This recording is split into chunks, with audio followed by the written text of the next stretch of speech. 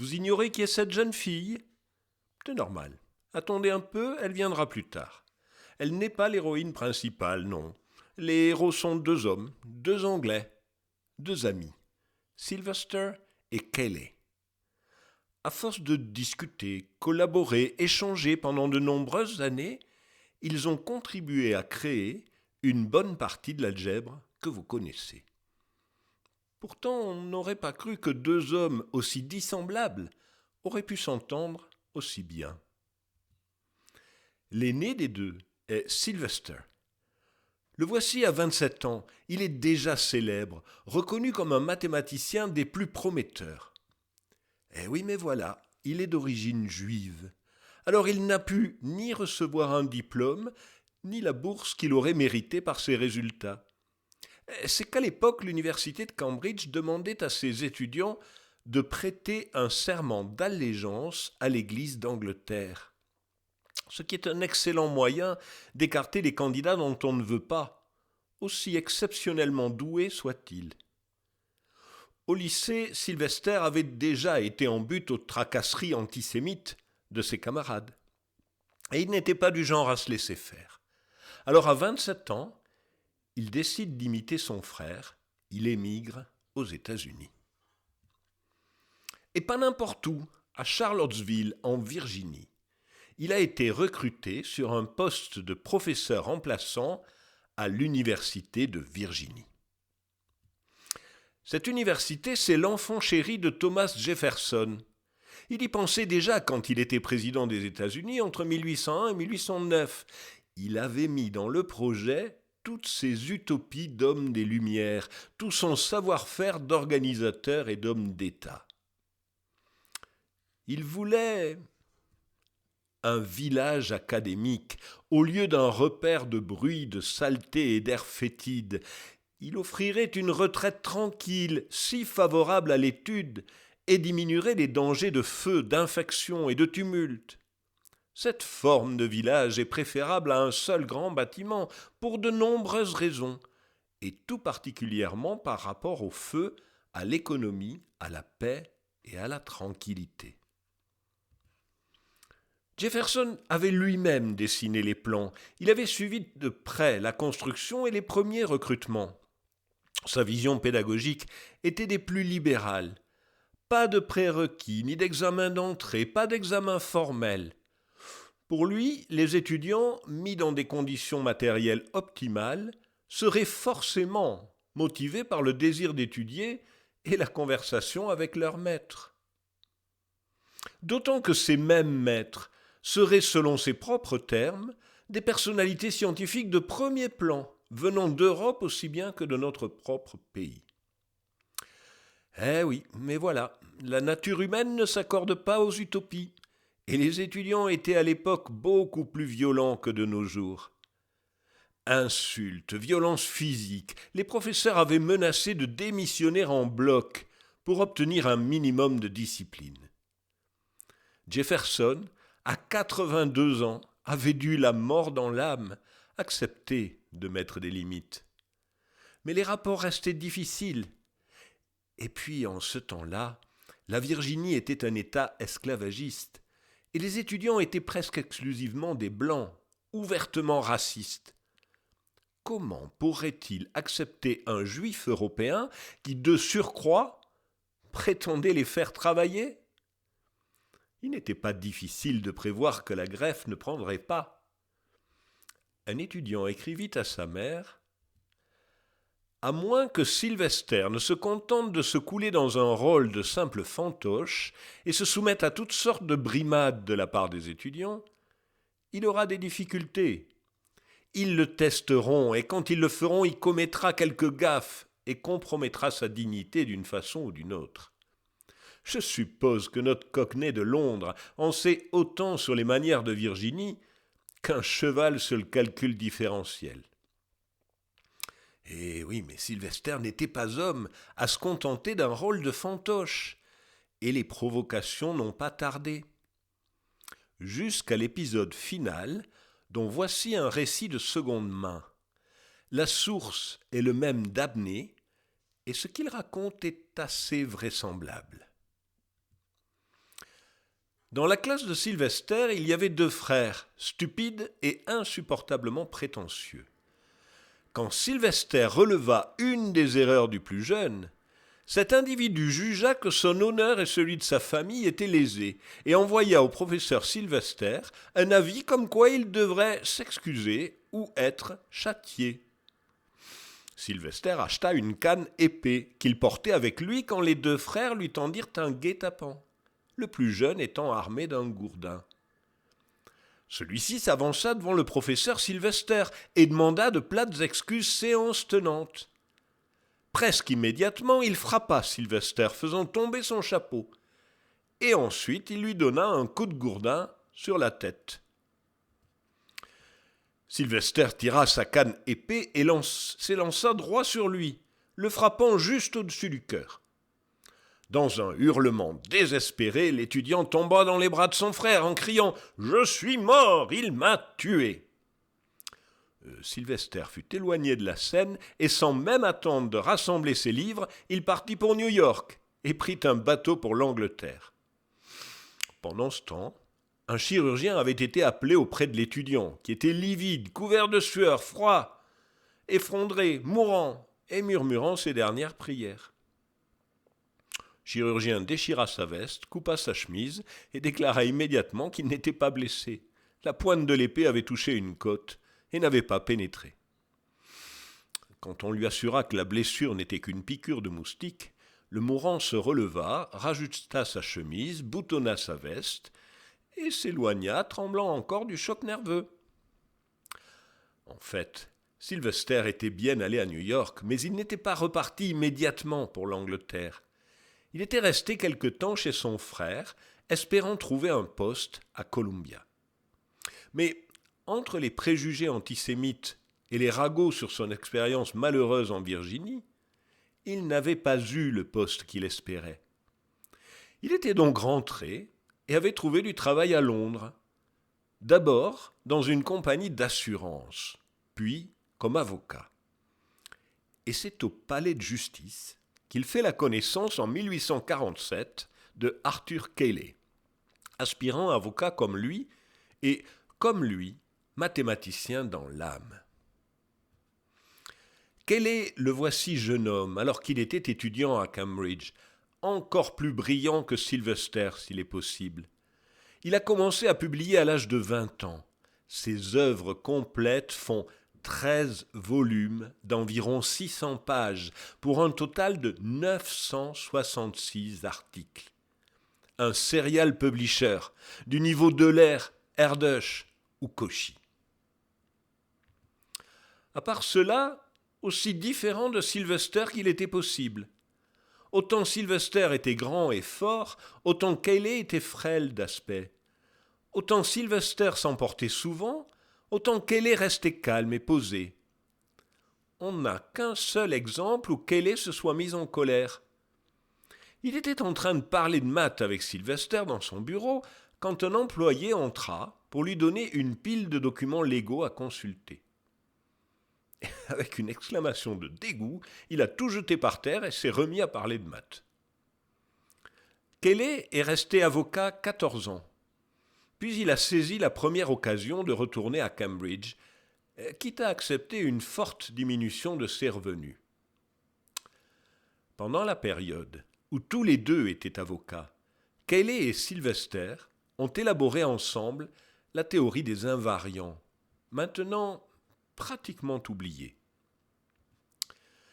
C'est aussi dans cette période que Cayley a publié le premier article sur les groupes en tant qu'objet abstrait. C'est de cet article que vient le théorème de Cayley qui dit que tout groupe fini est isomorphe à un sous-groupe d'un groupe de permutations. C'est dans la même période que paraissent les premiers articles sur la théorie des matrices. Celui-ci est écrit en français pour un journal allemand, le journal de Creel. Cayley y présente les matrices simplement comme une notation commode pour écrire des systèmes linéaires. Jusque-là, ce n'est pas une grande nouveauté. Les Chinois inscrivaient déjà des coefficients de systèmes linéaires sur leurs tables à compter rectangulaires au début de notre ère. Ce qui est nouveau, Ce n'est donc pas de disposer des nombres en tableaux, c'est de considérer ces mêmes tableaux comme de nouveaux objets mathématiques que l'on peut ajouter et multiplier entre eux. Le premier article véritablement théorique sur les matrices en tant qu'objets abstraits est celui-ci. Cayley y définit la somme, la multiplication par un scalaire et la multiplication de matrices qu'il appelle plus volontiers composition. Cet article a ceci d'impressionnant, c'est que dès la première page arrive l'énoncé suivant. J'obtiens le théorème remarquable que toute matrice satisfait une équation algébrique, dont le degré est son ordre.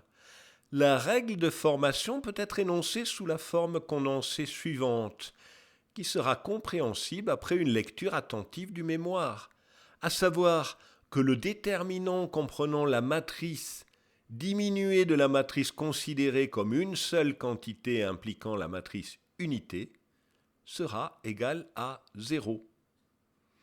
Oui, effectivement, un éclaircissement s'impose. Cayley énonce ce que nous appelons le théorème de Cayley-Hamilton. Toute matrice annule son polynôme caractéristique. Cayley commence par vérifier le cas des matrices d'ordre 2, puis il énonce le théorème sous forme symbolique. Ensuite, il écrit le résultat pour une matrice d'ordre 3, puis il conclut négligemment « Je n'ai pas jugé nécessaire d'entreprendre le travail d'une preuve formelle du théorème dans le cas général d'une matrice de degré quelconque. » Ah bon. Donc Cayley n'a pas démontré le théorème de Cayley-Hamilton. Ce doit être Hamilton alors ? Eh bien non, pas plus. Sylvester a décidé que le résultat porterait les deux noms de Cayley et Hamilton parce que dans les Lectures on Quaternions de Hamilton, qui datent de 1853, on trouve l'équivalent de ce résultat en dimension 3, exprimé en termes de quaternions. C'est que Sylvester avait une imagination débordante pour nommer les théorèmes et les objets mathématiques. C'est lui qui a trouvé le mot matrice en 1850. Il l'explique dans un article de 1851 qui vous donnera une idée de son style fleuri. J'ai dans des papiers précédents défini une matrice comme un tableau rectangulaire de termes depuis lequel différents systèmes de déterminants peuvent être engendrés comme du sein d'un parent commun. Ces déterminants apparentés ne sont d'aucune façon isolés dans leurs interrelations, mais sujets à certaines lois simples de dépendance mutuelle et de dépérition simultanée. La représentation condensée d'une telle matrice, selon ma notation vandermondienne améliorée, sera et de nous resservir la notation à deux lignes de Vandermonde et Cauchy pour les déterminants. Sylvester n'a pas toujours eu le même succès dans ses propositions de noms. Par exemple, pour les valeurs propres, soit un déterminant quelconque donné et ajoutons le terme moins lambda à chaque terme diagonal. On obtient ainsi une fonction de lambda. Je nomme les racines de cette fonction racines lambdaïques du déterminant donné. Et l'année suivante, il sera commode d'introduire ici une notion qui joue un rôle remarquable dans ma nouvelle théorie de l'algèbre multiple, à savoir celle de racine latente d'une matrice. Latent a un sens quelque peu similaire à celui de la vapeur, dont on dirait qu'elle est latente dans l'eau, ou la fumée dans une feuille de tabac. Vous vous doutez bien que si son style était aussi imaginatif quand il écrivait les mathématiques, il ne pouvait être que plus fleuri dans une lettre privée, a fortiori adressée à une demoiselle, et plus encore s'il s'agissait d'une demande en mariage. Je crains que cet aveu puisse, à plus d'un titre, paraître tout à fait présomptueux. Cependant, je suis conscient d'un charme croissant à votre compagnie et votre conversation, et je me considérerais des plus favorisés par la Providence si vous pouviez accepter l'offre de mon attachement et d'un dévouement honnête et à vie. » Waouh! Eh bien, croyez-le si vous voulez, mais elle a refusé. Elle, c'est Barbara Smith, une femme aux multiples talents. Comme vous le voyez sur ce portrait, elle peignait. Elle écrivait aussi. C'était surtout une pionnière de la cause féministe. Oh, n'allez pas imaginer une revendication d'égalité qui aurait été totalement anachronique. Non, plus simplement, elle demandait pour les femmes le droit au travail et donc à la formation. Les femmes veulent des professions. On entend des cris ici et là comme quoi les femmes conspirent, les femmes sont mécontentes, les femmes sont désœuvrées, les femmes sont surmenées et les femmes sont hors de leur sphère. Dieu seul sait ce qu'est la sphère de chaque être vivant.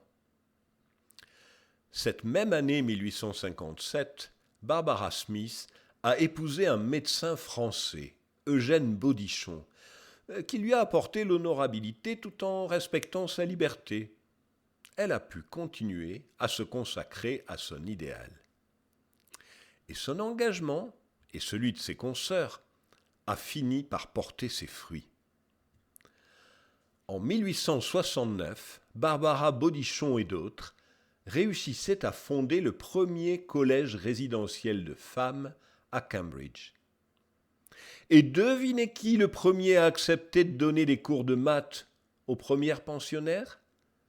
Non, pas Sylvester, bien sûr, il n'avait pas le droit d'enseigner à Cambridge, et il n'en était toujours pas diplômé. Mais son ami, Cayley.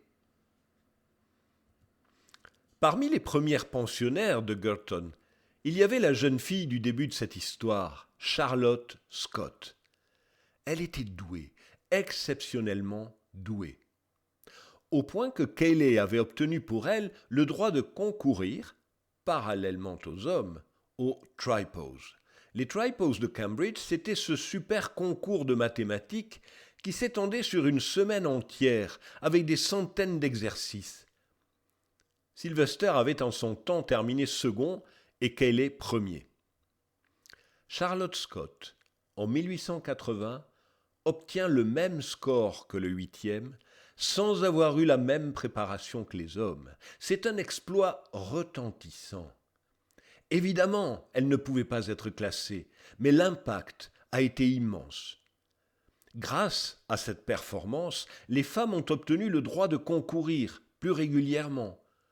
Et 10 ans plus tard, Philippa Fawcett a battu tous les hommes. Quant à Charlotte Scott, après avoir travaillé sous la direction de Cayley, elle ne pouvait toujours pas obtenir de diplôme de Cambridge. Alors Cayley a fait valider son doctorat par l'université de Londres, connue pour sa politique plus libérale. En 1885, elle a émigré aux États-Unis et obtenu un poste de professeur dans un collège pour femmes en Pennsylvanie. Elle y a développé une activité de recherche reconnue et a encadré plusieurs thèses de femmes. Sylvester aussi, à 63 ans, est reparti pour les États-Unis. Il a été embauché en 1877 par l'université Johns Hopkins, nouvellement créée à Baltimore. Dans un discours peu après son arrivée, il ne se prive pas de critiquer son pays natal. Si les professeurs allemands ont fait de l'Allemagne ce qu'elle est, l'Angleterre peut remercier la classe étroite d'esprit ou la partie d'une classe de ses professeurs d'université et dirigeants. L'Angleterre, dis-je, peut remercier la classe obscurantiste de ses professeurs d'université et dirigeants, si le bras droit de son pouvoir spirituel est raccourci, si elle est aujourd'hui, et c'est à craindre restera longtemps, tellement inférieure en poids intellectuel et influence dans le monde, à ce qu'elle aurait dû être et serait sans eux. Mais s'il attendait une attitude beaucoup plus ouverte de l'université Johns Hopkins, Sylvester se faisait encore quelques illusions. Cette jeune femme, Christine Ladd, avait fait des études de mathématiques, puis elle était partie enseigner les sciences au niveau secondaire. Mais l'enseignement ne lui plaisait pas. Alors elle s'était adressée à Sylvester pour reprendre ses études. Celui-ci avait déjà lu quelques articles qu'elle avait publiés. « Cher monsieur, je désire suivre l'année prochaine tous ceux de vos cours que je serai capable de comprendre. Auriez-vous l'amabilité de me dire si l'université Johns Hopkins refusera de m'y autoriser sous prétexte de mon sexe ?» Sylvester avait insisté, parlementé avec chacun de ses collègues, et la réponse avait finalement été positive. Mais à condition que Christine Ladd ne puisse suivre aucun autre cours que ceux de Sylvester. Et 3 ans plus tard, Sylvester pouvait fièrement inviter Kelly à Baltimore. « Je voudrais que tu viennes nous voir ici. Je pourrais te promettre un groupe d'une dizaine des auditeurs les plus intelligents et les mieux disposés pour tes cours. Des hommes tels que Craig, Franklin, Mitchell, Ladd, bien qu'elle ne soit pas vraiment un homme. Moi-même, Story et plusieurs jeunes gens prometteurs qui s'apprêtent à prendre la suite des Craig, Franklin et les autres. » Finalement, Christine Ladd avait réussi à suivre non seulement les cours de Sylvester, mais aussi ceux de Charles Sanders Peirce en logique. Peirce était suffisamment fier du travail que Christine Ladd avait fait sous sa direction pour le faire publier sur l'algèbre de la logique, une extension de la logique de Boole. Mais pour l'université, il n'était toujours pas question d'accorder un PhD à une femme. Ce ne sera fait qu'en 1927, 44 ans plus tard, alors que Christine Ladd était âgée de 78 ans. Je vous passe les difficultés sans nombre auxquelles elle a dû faire face pour mener une carrière scientifique. Comme Charlotte Scott, Christine Ladd est une de ces pionnières qui à elle seule ont fait avancer la cause des femmes en mathématiques. Que Sylvester et Kelly les aient aidés et soutenus est tout à leur honneur. Dans le cas de Sylvester, il y avait certainement, dans ses motivations, une alliance objective entre opprimés. Il avait trop souffert de l'antisémitisme dans sa propre carrière pour ne pas aider celles qui subissaient une autre forme de discrimination. Pour illustrer ceci, et aussi vous aider à mesurer le chemin qui restait à parcourir, voici un document qui date de 1831, l'année de la mort de Charlotte Scott, 1 an après celle de Christine Ladd. C'est un extrait d'une lettre du directeur du département de mathématiques de l'Université d'État de Pennsylvanie à propos d'un recrutement à venir. Nous publions un poste d'instructeur pour l'année prochaine pour remplacer un homme qui part en congé. Pour ce poste, nous préférerions un non-juif et un homme. Nous avons des juifs et des femmes dans notre personnel. Cependant, nous ne pouvons pas en avoir une trop grande proportion. Voilà, j'ai tiré une partie des renseignements de cette histoire du premier titre de ces références, Women in Mathematics. Fort logiquement, il a été publié par l'Association pour les femmes en mathématiques. En France aussi, il y a une association, Femmes et mathématiques. Allez voir leur site web.